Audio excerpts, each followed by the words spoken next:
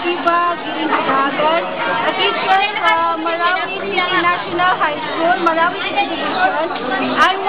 I have been teaching since 2010, and for 2 years I was not able to receive my salary, but then with the help of the administration of the Regional Governor Hataman, our Secretary Colayan, and the Director Simulado Pandapatan, and also under the leadership of Mamo na Makatano, I was able to receive 22 checks. I was able to receive 22 checks today.